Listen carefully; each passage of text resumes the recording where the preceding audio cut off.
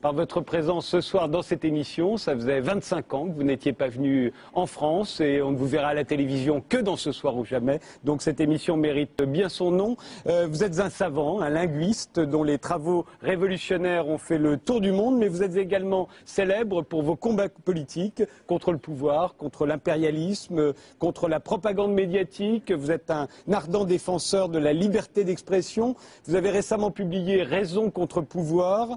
Le pari de Pascal, un dialogue avec Jean Bricmont, un cahier de Lerne vous est consacré, dirigé par Laurence Tacou. Votre livre Le langage de la pensée vient d'être réédité. Enfin, vous sortez 2 recueils de textes pour une éducation humaniste et Raison et liberté sur la nature humaine, l'éducation et le rôle des intellectuels. Alors c'est un jour un peu particulier aujourd'hui, l'assaut meurtrier des forces israéliennes contre une flottille humanitaire voguant vers Gaza fait la une de l'actualité. Il y a peu de temps, vous avez vous-même été refoulé du territoire israélien. Je vous propose déjà de voir la façon dont ça a été raconté, cet événement, où on en est, par un extrait du 12-13, aujourd'hui à la télévision française. À bord, nous avons trouvé des armes utilisées contre nos militaires. Les intentions des organisateurs étaient la violence. Leur méthode était violente. Et le résultat est malheureusement violent. Israël regrette toute perte de vie humaine. Les organisateurs l'avaient baptisé la flottille de la liberté. Partie de Chypre, destination Gaza, malgré l'interdiction des autorités israéliennes. À bord, 10 000 tonnes d'aide humanitaire, des sympathisants de la cause palestinienne, des parlementaires, des humanitaires dont des Français. Tous décidés à briser le blocus imposé sur Gaza. Ils savaient qu'Israël allait les intercepter. À Gaza, le Hamas au pouvoir appelle au soulèvement devant les ambassades israéliennes du monde entier. Nous demandons une réunion d'urgence au Conseil de sécurité après cette attaque barbare menée en violation des lois internationales. L'ONU doit mettre fin au siège de Gaza. Indignation à Gaza, mais aussi dans le monde entier. Israël, qui s'attend à une crise majeure, vient d'élever le niveau d'alerte dans tout le pays. Noam Chomsky, vous êtes un observateur très attentif des événements, en particulier dans cette région du monde. Comment analysez-vous ce qui s'est passé aujourd'hui ?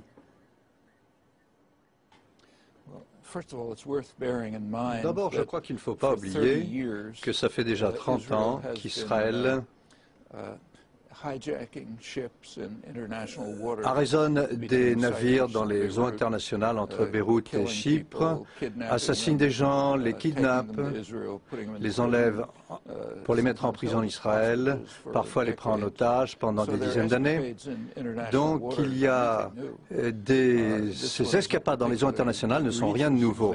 Ça c'est particulièrement redoutable, certes, parce que c'est lié à un assaut particulièrement sauvage, tout comme le blocus criminel de Gaza, qui a pour objectif de maintenir les gens à un niveau d'existence, de subsistance. Ils n'ont pas à mourir en masse, ça serait terrible du point de vue des relations publiques pour Israël, mais on leur permet seulement de survivre et pas de manière décente. Et ces navires ont été capturés dans des eaux internationales, c'est un acte criminel, quels que soient les prétextes qu'ils inventent, et ils ont l'impression qu'aussi longtemps que les États-Unis les soutiennent, ils peuvent faire n'importe quoi.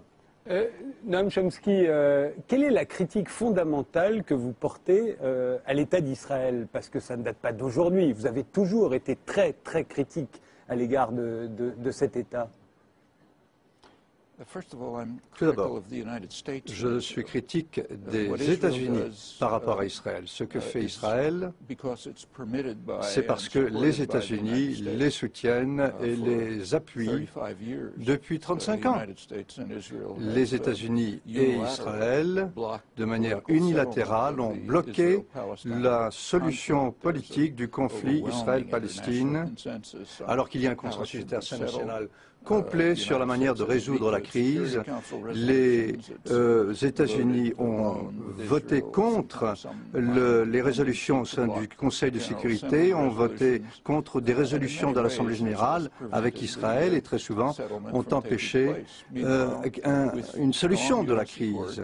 Et avec cet appui formidable des États-Unis, Israël a séparé Gaza de la Cisjordanie, ce qui est tout à fait illégal, a imposé un blocus criminel à Gaza pour punir la population d'avoir voté de la mauvaise manière dans une élection libre. C'est exactement ce qui s'est passé.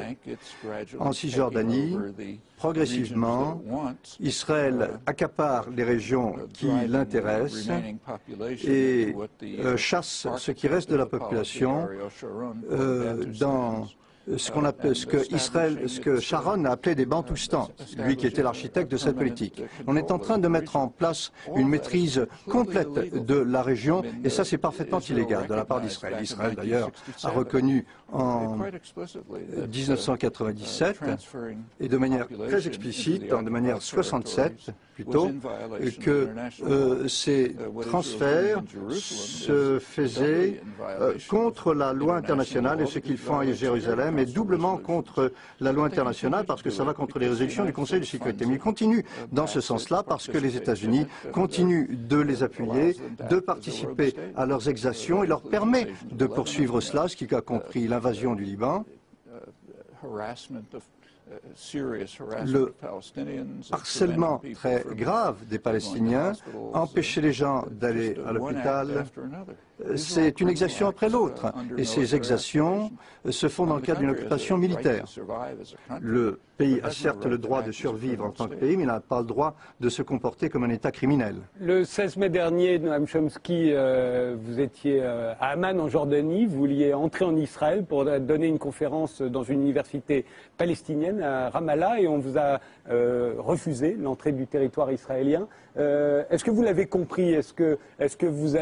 Comment l'avez-vous là aussi interprété? Quel motif d'ailleurs a-t-on avancé? Je comprends.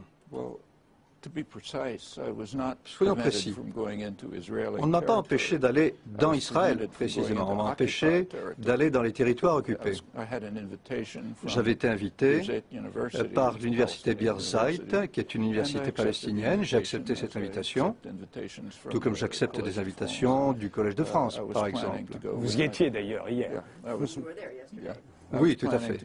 Je pensais aller à Birzeit, à Ramallah, dans les territoires palestiniens occupés.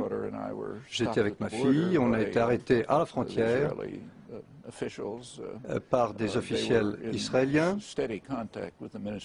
Ils étaient en contact constant avec le ministère de l'Intérieur, contrairement au prétexte qu'ils ont invoqué par la suite, et ça s'est transformé en incident international. Ce sont des décisions qui ont été prises par le ministère de l'Intérieur à Tel Aviv. Il y avait deux raisons pour cela, qu'ils n'arrêtaient pas de ressasser au cours de l'interrogation. Une raison était qu'ils n'aiment pas ce que je dis sur Israël, bon d'accord, ça veut dire qu'ils sont dans le même camp que de beaucoup d'autres gouvernements à travers le monde qui n'aiment pas beaucoup ce que je dis, donc ça c'est pas très significatif. Mais la principale raison, et ça c'était très clair, c'est qu'ils veulent maîtriser les gens qui sont accueillis par les universités palestiniennes. Et j'ai dit très clairement que ils ont dit très clairement que si j'allais dans une université israélienne et je passais ensuite à Birzeit, ce qui s'est passé dans le passé, j'étais à Israël, j'ai parlé devant des parterres universitaires israéliens et j'ai été aussi à Birzeit et dans les territoires palestiniens. Cette fois-ci, j'allais directement à Birzeit et ça ne leur plaisait pas. Donc, ils disent essentiellement, nous décidons qui peut être invité par les universités palestiniennes. D'ailleurs, j'ajouterai en passant que je n'allais pas parler d'Israël et de Palestine. J'étais invité pour parler des États-Unis, de leur politique étrangère et intérieure. Mais ils veulent maîtriser la situation. C'est une version légère de ce qu'ils font à Gaza, où ils veulent tout contrôler. À Gaza, ils tiennent à imposer un blocus criminel, effectuer des exactions criminelles dans les eaux internationales pour empêcher les gens de forcer le blocus. Ils pensent pouvoir le faire parce qu'ils ont le soutien des États-Unis. Vous avez toujours été particulièrement critique à l'égard de la politique étrangère américaine. Je rappelle que vous êtes américain, on parlera de la politique étrangère américaine après, mais on vous a reproché, notamment pendant la guerre froide, au moment où vous écriviez beaucoup et vous militiez beaucoup contre la guerre au Vietnam, mais aussi contre la politique américaine en Amérique latine, on vous a reproché d'être beaucoup moins critique à l'égard de l'URSS, qui était à l'époque l'ennemi de votre pays, les États-Unis. Et on vous a donc accusé d'ailleurs d'être stalinien à cette époque-là. De la même façon, Noam Chomsky, vous êtes juif et vous avez toujours été particulièrement critique à l'égard de l'État d'Israël, beaucoup plus qu'à l'égard des pays arabes qui l'entourent. D'où vous vient cette sévérité à l'égard de ceux qui vous sont a priori le plus proches? Pourquoi c'est toujours contre eux que vous êtes si sévère? D'accord. Je comprends que vous croyez ça, parce que c'est précisément ce que la propagande occidentale veut nous faire croire. En fait, en réalité, c'est que j'étais tellement détesté dans l'Union soviétique que l'ensemble de ma discipline universitaire a été anéanti. C'est la seule région du monde où j'étais exclu. Il y a un seul pays où